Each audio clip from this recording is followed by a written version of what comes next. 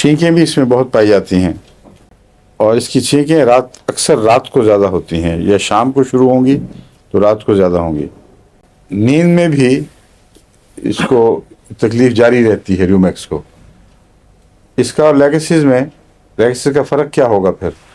لیگسز بھی ٹھنڈا ہے، اس میں بھی علامتیں چھینکیں پائی جاتی ہیں نا۔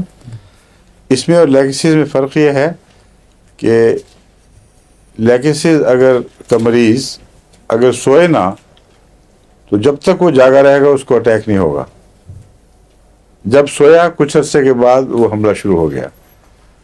اور ریومیکس اور اس طرح کی اور بھی بعض دوائیں ہیں جو لیگسز سے مشابہ ہیں، ان کا نیند سے کوئی تعلق نہیں، رات کے وقت سے ہے۔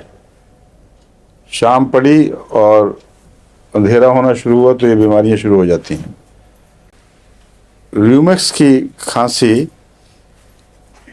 11 بجے شام کو یا رات کو، بہت بعض جگہ آج یورپ میں 11 بجے شام بھی ہو جاتی ہے، ناروے میں شام بھی ہوتی ہے اس وقت، مگر 11 بجے رات ہی کہلاتی ہے۔ بہرحال 11 بجے رات کو ریومیکس کی علامتیں نمایاں طور پر بڑھ جاتی ہیں۔ اور یہ کون سی دوائی تھی جو بشارت صاحب کو یاد آئی تھی اور کسی کو یاد نہیں آئی تھی؟ 11 بجے والی دوائی ہیں؟ سیپیا؟ نہ کیا؟ نہیں،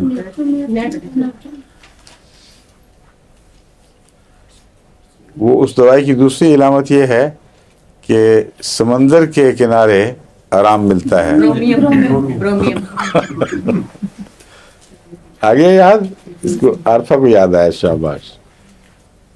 کیوں جی؟ آپ نے بتایا تھا اس دن، میں وہی فرق تو بتانے لگا تھا اصل میں، کہ برومیم اس میں بھی ہے 11 بجے، برومیم میں بھی ہے، لیگسز میں بھی ہے 11 بجے، لیکن 11 بجے اگر لیگسز کا مریض سویا ہو تو ہوگا، ورنہ نہیں ہوگا۔ اس لیے رات 11 بجے سے لیگسز کا ویسے کوئی تعلق نہیں ہے۔ سوئے ہوئے مریض کو اگر وہ جلدی سو جائے تو 11 بجے وہ تکلیف بڑھ کر اٹھا دیتی ہے، اور برومیم اور یہ ریومیکس میں سونے کے ساتھ کوئی تعلق نہیں، 11 بجے تکلیف بڑھتی ہے عموماً۔